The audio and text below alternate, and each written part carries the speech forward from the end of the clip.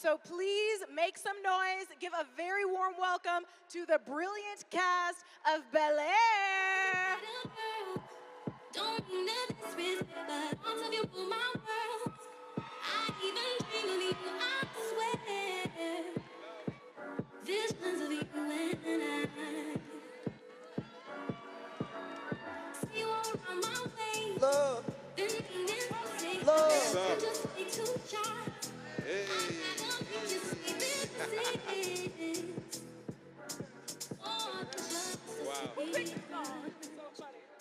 Wow. What's up, Culture Con? Yo, this is like the blackest thing I've ever been to, and I'm in love. I know. How do y'all feel being here, y'all? I'm excited, man. It's like a lot of beautiful people. It's great energy in the building. I'm just excited to be here, you know? Yeah, me too, man. I've been watching this Culture Con every year on my Instagram going, maybe one day they'll invite me. So thank you for having me, man. I'm having a time of my life. I'll be back tomorrow as well. It's a lot of fun. I love Culture Con. I come every year. Every year, meaning last year was his first year. And it was amazing. It's always a good time.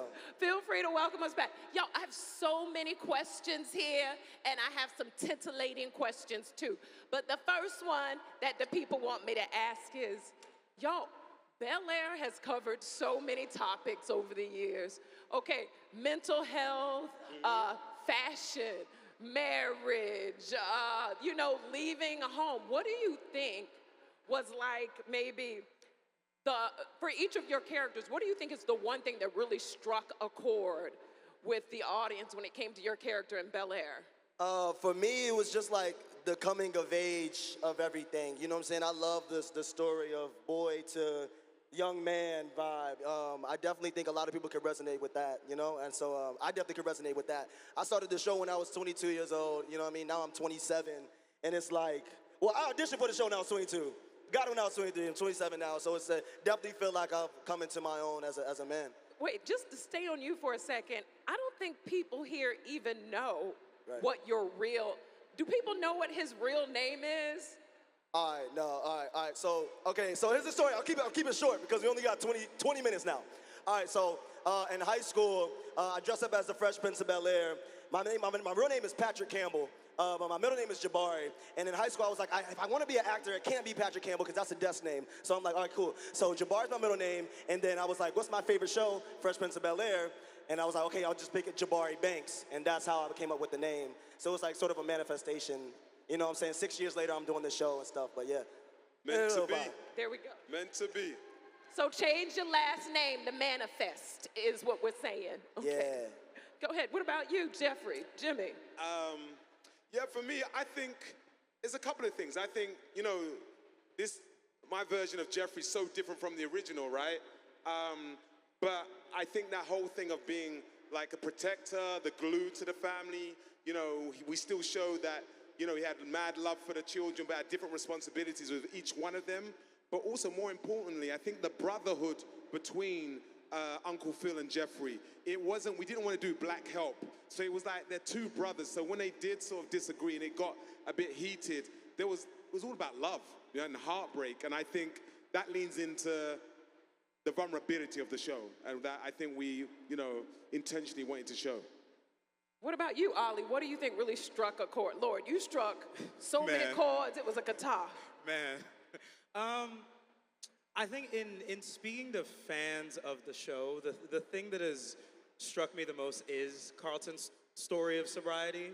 And I think actually one of the most incredible experiences I had recently, I was in Los Angeles just like walking, and this guy, he looked around my age, he runs up to me and he was like, man, I am 2 years sober, and Carlton has been a big inspiration for me. And I think that there's something really overwhelming and incredible about the fact that something that we do for a job actually changes people's lives. And that just is the greatest feeling in the world, Yeah.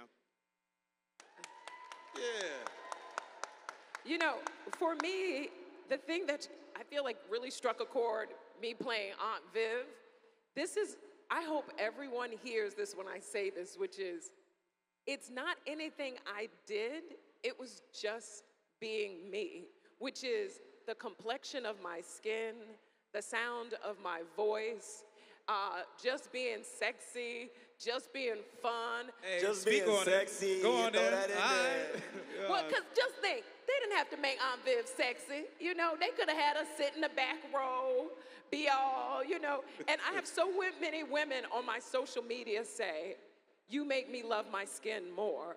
And I so know that feeling, because that's how Janet Hubert, the OG Aunt Viv, that's how she made me feel about me.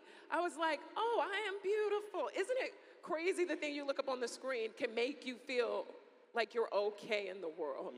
Maybe more than okay, but beautiful too. So that's the thing. The next question I have for y'all, y'all have a question for each other. You got the questions. Okay, great. You know, oh, this is a great question about, you know, so much life has happened since we have shot this show over the course of 4 years. A lot of different headlines have hit. Are there any headlines like for instance, when we did the whole episode about Black Teachers Matter, and I remember when that storyline first happened. Thank you. Any We got one teachers? clap. Is He's a teacher. Teachers? Yo, That little was a strong hand clap. inside story is when that script first hit, people did not want us to tell the story about Black teachers mattering. They were like, that would never happen in Bel-Air. And then it came out at the exact same time as it actually hit the news. And now our administration is banning books in schools. So yeah, it's a real thing. And I think that is the crazy thing, right? So much of our show feels so in line with what is happening right now. Yep. And it feels like there's so many more seasons of our show to tell and so many more stories to tell in this show. But I think the goal, right, is that we inspire more television shows and more movies and more stories that are like ours. And I think the coolest thing about an event like CultureCon is the people that are going to make those stories and be in those stories are in this room right now. Yep. You know what I'm saying? So like, Yeah. if any of you have an idea that you're like, I don't know, it feels a little crazy, I would say just go do it, because that's how the show was created. That's how the show was made. That's what Morgan Cooper did, you know? He changed everybody's lives, you know? I love watching the show from a fan's point of view, because when I'm listening to you all, I realize that we are honoring what the original did. If you remember the original, there will always be like one serious moment. There'll be one lesson, and I think we were able to do multiple. Do you know what I mean? Whether it's about, you know, the Black teachers situation, whether it's about like Jeffrey's story with adoption and foster care, that's been part of my personal journey. And also, I think for me, Bel-Air, Fresh Prince of Bel-Air, is the biggest care story in the world. It's based off Benny Medina being adopted by a white family, and then they changed it to a Black family because we want to show the Black middle class. So the seed of this show, you know, it speaks to so many things. And I just think it's been a joy to be a part of a show, and for me to tell a story from the UK as well, via Jeffrey. You know, I love the original, but I wanted to do something different, someone that represented East London. We got any Londoners in here? Hey, what's up? I see you soon. 2 people, they're my cousins. They're plants, sorry, I planted them. Anybody here from Florida? Shut up, y'all, we made it out, didn't we? I'm from Duval and West Palm Beach, but you know, they don't. Oh, we go, okay, see. And Jabari, where you're from? Anybody here from PG County, Maryland? Oh, DMV, Pretty Girl County. Oh, no, I gotta shout out my second home. Anybody here from Philly? All right, cool, that's love. How about you, Olly? Houston, Texas, anyone? Come on, y'all. Damn, they didn't make it. Houston didn't make it. Too. Yeah, they're here. All right, I'll take it. Thank you. Yeah, throw it up. Yeah. Yo, I love that we're all from all over the place. I mean, Coco's Nashville, right? Yeah. Yeah. Do you think that did you try, this is for all of you, any of you, was there anything that you wanted to make sure you added to your character that might not have existed in the original interpretation of this character? I definitely feel like it was really important, especially in 2025, because I remember like in the first season, they would put me in certain clothes, and I'm like, nah, like nobody from Philly is wearing that, like, you know what I'm saying? So I definitely had to like put the sauce on it and be like, yo, like this is very important for people to watch and be like, okay, cool, like I actually know this person, you know what I mean? Because I feel like sometimes with network television, they try to make it as broad as possible, but like this story is so specific, you know what I'm saying? And so I mean, it's like, even down to the language. Yeah, like yeah. you and especially the young people, the way y'all added new words. Like I was like, John? I was like, yo, that's cool. Yeah, what's that, John? You know, it's crazy because you try to add as much as possible, and then people from Philly is like, stop saying it.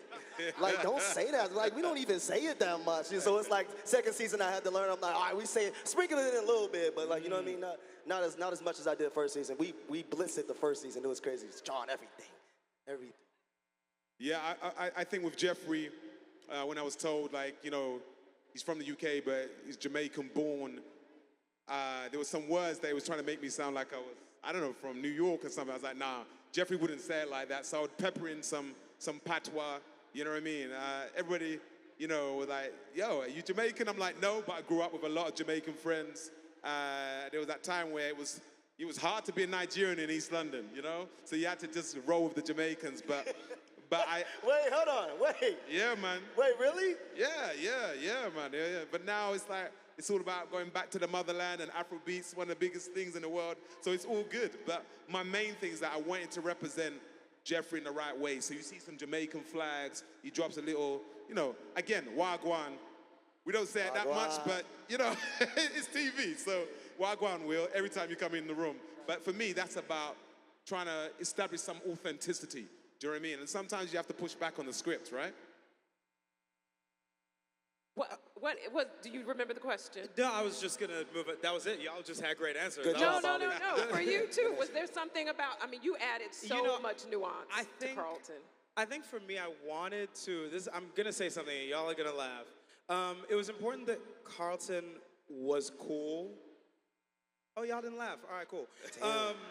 But for real, I think, because I think the important thing about Carlton is we see someone who, in his mind and in his world, he feels like he's the prince of his own world, right? And then this other kid comes in, and Carlton's world gets to expand. So I think it's important, it was always important to me that Carlton didn't feel like he was the worst person in the world. Even though, like, you know what I'm saying? Like, he had his little things.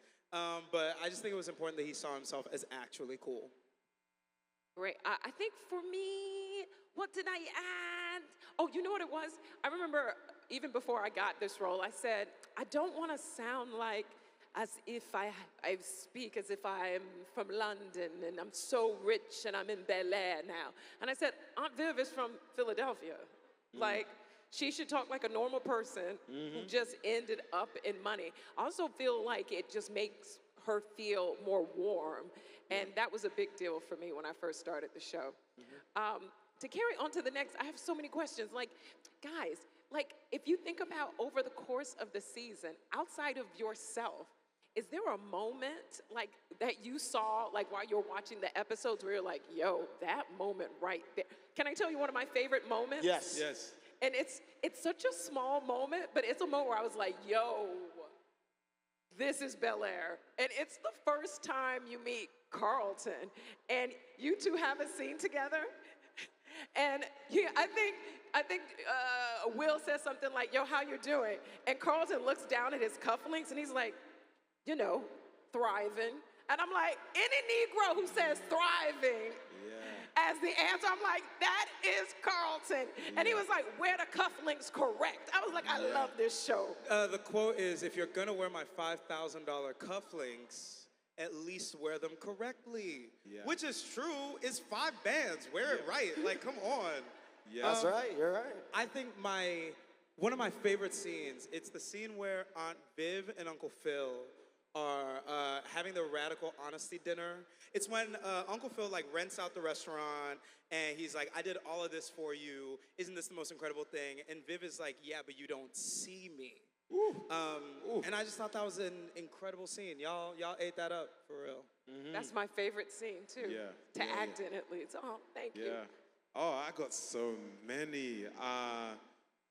One of the lines that popped for me, I think in the first episode, is when they say, I think Coco says it, you're the Jackie Robinson of lacrosse, is that, yeah? Jackie Robinson of lacrosse, yeah. And I just thought, like, even the cleverness of that, you know what I mean? You know, how many black people do I know that plays lacrosse? I don't know that many people. Do you know what I mean? But just in terms of his excellence in that space, even though he's a minority, I was like, damn, we're coming out the gate like that of episode 1. But also, the other thing for me was when your dad turns up, when Marlon Wayans turned up.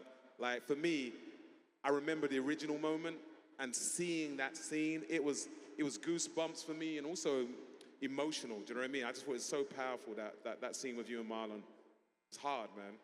Yeah, I was gonna say that scene too. That's definitely one of the scenes that stuck out the most, and was one of the tougher ones to film for me, just personally. You know what I'm saying? And Marlon did a great job. You know what I mean? He choked me up. That was like, you know what I'm saying? That was unscripted right there. You know what I'm saying? But as an actor, that's definitely one of the ones. And, I feel like that touched a lot of people for sure. Touched me too to watch it. I also love that one time when Jordan turns to Hillary and he says, yo, Hillary, you a runner. You Flojo. You never stick around. I was like, this is rough. Yep. Who wrote that? She's a runner. She's a track star. You a track star. Oh, okay. You know, since you're talking, since as Will has grown up and looking at where he stands now, like what surprises you the most about his evolution? And either what has changed the most about his evolution, or has anything about playing this role changed your life or perspective on life? I feel like every character I've ever played with has done that. And actually, I feel like for me, Aunt Viv has forced me to take up more space and not apologize for how tall I am, for whatever I think is wrong about myself. This show made me be like, what about whatever you think is weird is actually your biggest gift? And I feel like that's what this show has done for me. What about for you? Yeah, I think like living in the character's Will's shoes definitely allowed me to, I feel like come into my own within in any room, really be myself in any room. Because before, I'm naturally kind of, I'm a socialite, but I get a little nervous around people that I don't know. And so I definitely think Will kind of like let me step out of my box a little bit when it comes to like meeting new people and being myself off the bat, you know what I mean? I definitely try to hide myself, you know what I mean, until I get comfortable with the person. And so I think Will is like the opposite of that. He's like, I'm coming full force. And so like, that's definitely taught me to. You say that, but from the first day I met you, this man was like across the room. He ran a mile, almost pushed me over. Bruh. And he was like, I'm Viv. And I was like, my name's Cassandra. I want you to know I was acting. I was literally acting. I was scared out of my mind. The first season, every scene in the first season, I was scared out of my mind. Jabari, You hide it well. You hide it very well. I was scared. Scared. This guy from day one led the way. Do you know what I mean? Like every scene that you did, it was like a 10 out of 10, Jabari, man. Honestly, no one would look at your performance and be like, this is his first acting job. So, bro, man, you smashed it. And I need to be clear, Jabari's a sick man because we all like cry here and there. Jabari can sit there and be like, okay, which eye do you want it from? And on which line do you want it to drop? And I think that's the most insane thing I've ever seen in my life. Bruh. And he does it and it's incredible to watch. You know what it is? It comes from a childhood, and you know what I'm saying? When you cry as a child, I be looking. I ain't gonna do it like the trauma story, but I remember when I used to cry as a child. I used to like look in the mirror, and I'd be like, I'm gonna remember this. I'm gonna remember this feeling. I'm gonna use this feeling right here. So look at that. We're giving y'all acting techniques, manifesting techniques. No, what's your acting technique? I feel like this is a better conversation. Go ahead. What's your acting technique to get into Aunt Viv? You know what one of my biggest acting techniques are? When we're about to do a scene that feels heavy emotionally, I literally say a prayer. And I ask God to allow me to reveal whatever the people who are watching this need to get.